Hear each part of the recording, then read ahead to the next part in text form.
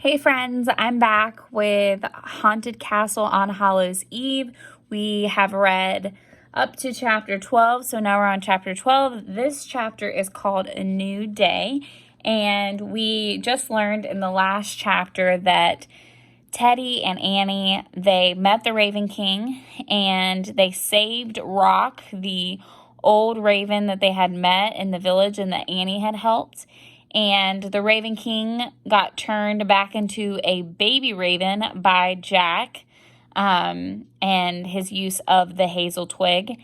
Now we're moving on to the next chapter, and we shall see what happens now. Chapter 12, A New Day. Creak! A little croak came from the cage on the floor. "Teddy," cried Annie. "We almost forgot you," said Jack. Creak! Teddy croaked again. "Let me change him back," Annie said to Jack. "Okay, but let me get out of the way first," said Jack. He handed Annie the hazel twig. Then he quickly stepped over to the window. Annie moved closer to Teddy's cage. She closed her eyes and thought for a moment. Then she waved the wand over the cage and said, "Oh, hazel twig from hazel tree, make him Teddy, set him free." There was a mighty roar, a blast of heat, and a blaze of light. Then the cage was gone, and Teddy was a boy again, sitting on the floor. "Yay," said Annie. "Nicely done," said Teddy. "Thanks." "Welcome back," said Jack. He and Annie helped Teddy stand up. Teddy shook his arms and legs. "Ah, it's good to be a human again," he said. "And now we must help the Duke's family. Where's the diamond?" "We lost it," said Annie. "Yeah, I had it in my beak," said Jack, "but I must have dropped it when Annie changed us back into ourselves." "Don't worry," said Teddy. "It must be around here somewhere." The three of them got on their hands and knees and started crawling around the floor and the nursery. There was no sign of a diamond. Suddenly, Jack heard Teddy gasp. "Oh my," Teddy whispered. "Look." He was staring at the corner. The diamond of destiny was rising from the basket of wool by the spinning wheel. "The ghost girl must have hidden it when the Raven King came," whispered Annie. The diamond moved slowly towards Jack and stopped in front of him. Jack held out his hand, and the diamond settled into his palm. "Thank you," Jack said to the ghost girl. "I'll put it back in its place now."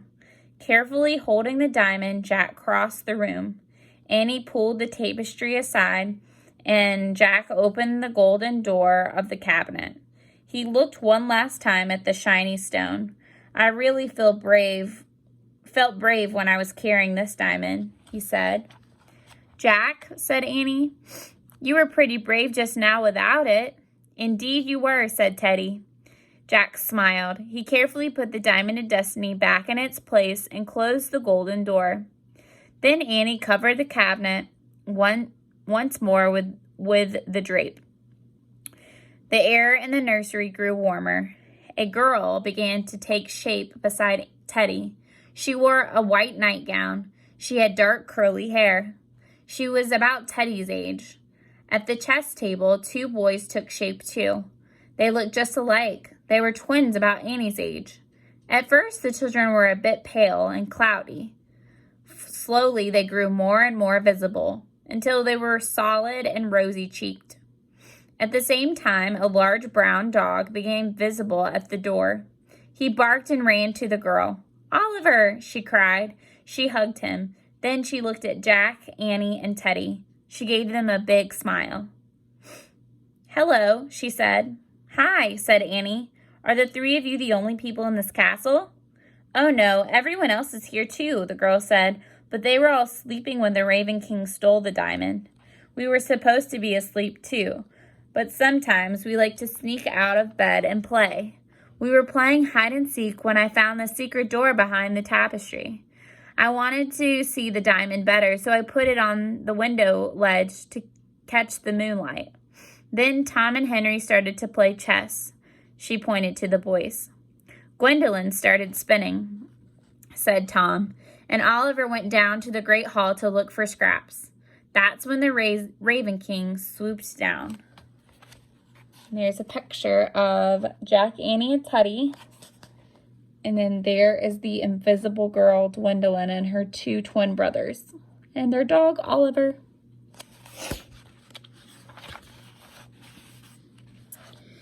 The Raven King went down to the window and stole the diamond, said Gwendolyn, before we could even go tell our mother or father. We began to fade away. Mother, father, said Tom, as if he just remembered their parents. We must wake them, Gwendolyn. I know, she said. We shall go upstairs and wake them at once. Since they were sleeping, I suspect they never even knew they were invisible. Gwendolyn took her brother's hands, and the 3 of them started out of the nursery. At the door, she looked back at Jack, Annie, and Teddy. Thank you for helping us, she said, whoever you are. The Duke's children then slipped out of the nursery. Oliver grabbed his bone and bounded after them. Jack handed the hazel twig to Teddy. Listen, Jack said, I don't think this is something the kids should play around with, even sorcerer kids. You better give it back to your cousin. Perhaps it's a good plan, said Teddy. He grinned, and then he slipped the twig back into his pocket. Then he gestured towards the door. Shall we? Jack and Annie nodded. Teddy picked up his lantern and blew out the candle. Then he led them down out of the castle nursery into the hallway. As they started down the stairs, servants rushed by, ringing the bells. Bring water for the Duke and Duchess, said another. We're getting a late start today, said a third. Jack, Annie, and Teddy kept winding down the stairs, past the great hall, past the armor room, down to the entrance of the keep. As they stepped into the courtyard, bright sunshine shone on the castle towers. The bells began to ring. Roosters crowed. Horses neighed. Servants were making a big cooking fire. A blacksmith was pounding his tools. A milkmaid was haunting around with her pails. In the bright daylight, Jack, Annie, and Teddy walked through the busy courtyard. They passed through the gates and crossed the wooden bridge. When they got to the other side, they looked back. And here's a picture of all of them in the courtyard area. Going down. Archers now stood guard on the top of the castle walls. Teddy waved to them. Then he looked at Annie and Jack. Order has been restored to the castle, he said. Our mission is done. Laughing, they ran through the patch of trees towards the small village. As they hurried along the dirt path past the cottages, they saw villagers in the doorway. They were all staring in the direction of the ringing castle bells. Maggie, the old woman, grinned toothlessly at the 3 of them. The bells are ringing again, she said in a creaky voice. Yes, said Jack. The boys and girls and the hound are all back. There's nothing to be afraid of anymore. The whole castle is alive and well. Jack, Annie, and Teddy left the village and headed for the woods. As they walked through the fallen leaves, sunlight filtered down through the tree branches.